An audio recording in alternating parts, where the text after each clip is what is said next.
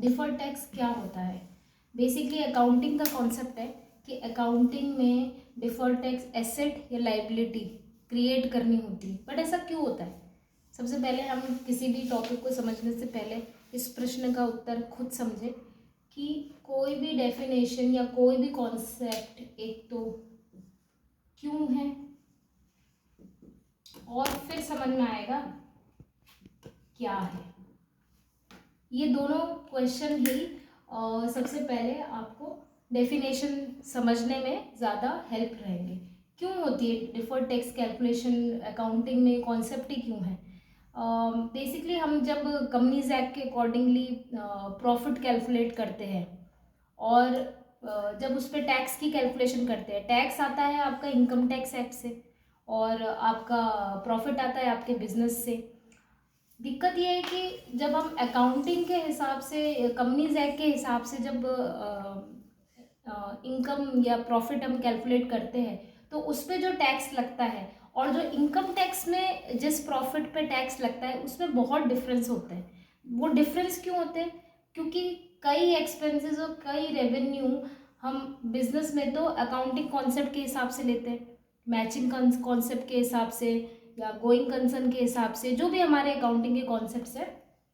Accounting concepts के भी video मैंने डाला हुआ है, आप उसको देख सकते हैं, रेफर कर सकते हैं। तो जो अकाउंटिंग के कॉन्सेप्ट्स के हिसाब से जो प्रॉफिट आना होता है वो मतलब कि आपके इनकम टैक्स में जिस प्रॉफिट पे टैक्स लगता है उसमें बहुत डिफरेंस होते हैं। बहुत सारे रेवेन्यू, बहुत सारे एक्सपेंसेस इनकम टैक्स में अलाउड और डिसअलाउड होते हैं। सिमिलर केस अकाउंटिंग में भी है कि कई चीज़ें इनकम टैक्स में स्पेसिफिकली दी गई है लेकिन अकाउंट्स में हम एक्रूअल बेसिस पे लेते हैं। तो there are so many examples, वो अपन आगे वीडियोज़ में इलेबरेट करेंगे ताकि ये कॉन्सेप्ट आपको अच्छे से समझ में आ जाए। ठीक है, वाई। तो ये तो आंसर हुआ वाई में कि वाई डिफर्ड टैक्स का कॉन्सेप्ट क्यों आता है। इसमें लाइक जो डिफरेंस आता है उसके हिसाब से डिफर्ड टैक्स कैलकुलेट किया जाता है।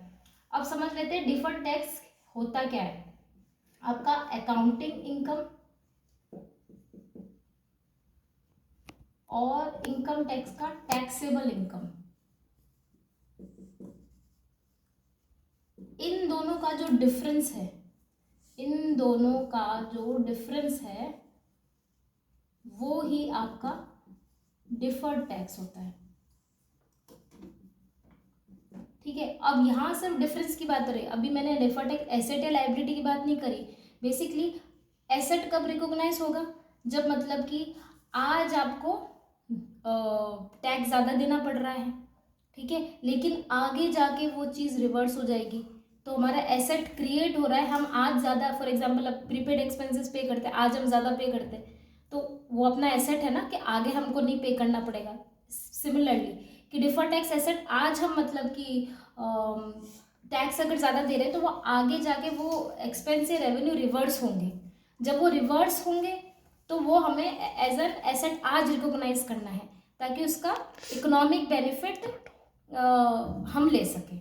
And similarly deferred tax liability, आज हमें जब कम टैक्स पे करना पड़ रहा है तो हम तो बड़े खुश हो रहे हैं कि आज डिफर्ड टैक्स मतलब कि हमारा जो डिफरेंस आया है उसकी वजह से हमारा डिफर्ड टैक्स लायबिलिटी कैलकुलेट हो रहा है। तो लेकिन वो आगे जाके रिवर्स होगा फ्यूचर में, इसलिए हम जो कंजर्वेटिव साइड में उसकी लायबिलिटी कैलकुलेट करते हैं। अब जब दोनों का डिफरेंस हम निकालते हैं तो उसके हिसाब से पीएनएल में चार्ज होता है। दैट इज़ हम जब उसका मेजरमेंट करेंगे तब उसको समझेंगे।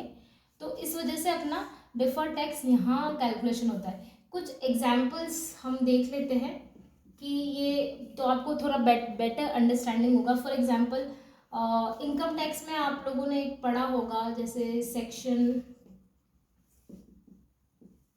35D। अब उसमें क्या होता है, आपका साइंटिफिक रिसर्च का अगर कोई प्लांटर मशीनरी या है उसका 100% डिडक्शन कैपिटल एक्सपेंडिचर का अलाउड होता है।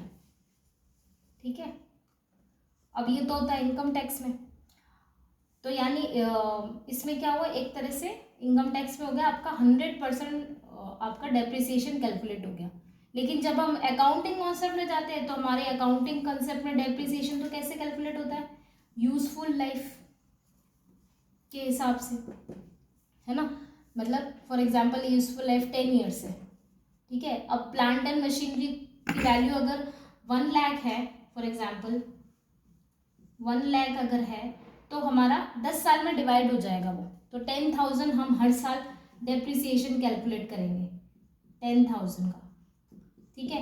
जबकि हमारा मतलब कि इनकम टैक्स के हिसाब से तो ना डेप्रिसिएशन पूरा 1 लाख ही होगा सेम ईयर में। तो इसकी वजह से डिफरेंस आया ना। अकाउंटिंग इनकम में तो हमने 10,000 किया, तो हमारा फॉर एग्जांपल अकाउंटिंग इनकम अगर नेट प्रॉफिट अपना आ रहा है लेट्स से 5 लैक्स, ठीक है 5 लैक्स, तो इसमें से हमने डेप्रिसिएशन अलाउ कितना किया अकाउंटिंग के हिसाब से 10,000.10, तो हमारा अकाउंटिंग इनकम क्या आया 490 लैक्स। और यही अपना टैक्सेबल इनकम के हिसाब से देखें तो प्रॉफिट है अपना 5 लैक्स, और हमने तो इनकम टैक्स के हिसाब से 100% डिडक्शन अलाउड है, तो हमने पूरा 1 लाख ही माइनस कर दिया, तो ये हुआ 4 लाख। तो उस हिसाब से यहाँ 4 लाख आपका इनकम टैक्स में जब आप कंप्यूटेशन फाइल करेंगे तब 4 लाख के हिसाब से आप अपना टैक्स कैलकुलेट करेंगे, बट इसके हिसाब से तो जो आपने टैक्स का प्रोविजन निकाला है वो अलग है। तो इस वजह से आपका ये टाइमिंग डिफरेंस होता है, तब आपका डिफर्ड टैक्स एसेट या लाइबिलिटी रिकॉग्नाइज होगा, क्योंकि कोई तो चीज़ ये डिफरेंस है आपको अकाउंटिंग में कॉन्सेप्ट में आपको दिखानी तो पड़ेगी, मेजर करनी पड़ेगी। एक और एग्जांपल हम देख सकते हैं, ओके। एक और एग्जांपल है जैसे अपना इनकम टैक्स में आपने पढ़ा होगा सेक्शन 43B, जहाँ पे आपके एक्सपेंडिचर ऑन पेड बेसिस होते हैं, ठीक है। जबकि अपने अकाउंटिंग में कॉन्सेप्ट चलता है एक्रूअल बेसिस, भाई जिस साल के खर्चे हैं उसी साल में अलाउड कर दो। लेकिन इनकम टैक्स तो बोलता है कि भाई आप पे करोगे तो आपका एक्सपेंस अलाउड होता है, तो उस केस में आपका अकाउंटिंग और टैक्सेबल इनकम अलग होगा। जब आप अकाउंटिंग इनकम में जाएंगे तो आप तो एक्रूअल बेसिस पे मान लो 1 लाख का खर्चा है तो आप पूरे अलाउड कर दोगे। लेकिन अगर मान लो 1 लाख में से आपने ओनली 50,000 ही पे किया है तो इनकम टैक्स उससे 50,000 के पेमेंट को एक्सेप्ट करेगा, तो फिर अपनी अकाउंटिंग और टैक्सेबल इनकम दोनों डिफरेंस हो जाएगी, तो अपना डिफर्ड टैक्स कैलकुलेट होगा। तो आई गेस अपन ने दोनों क्वेश्चन को अच्छे से समझ लिया है कि क्यों डिफर्ड टैक्स कैलकुलेट करते हैं और क्या करते हैं। नेक्स्ट वीडियो में इसके प्रैक्टिकल एग्जाम्पल के साथ में समझेंगे और साथ में मेजरमेंट।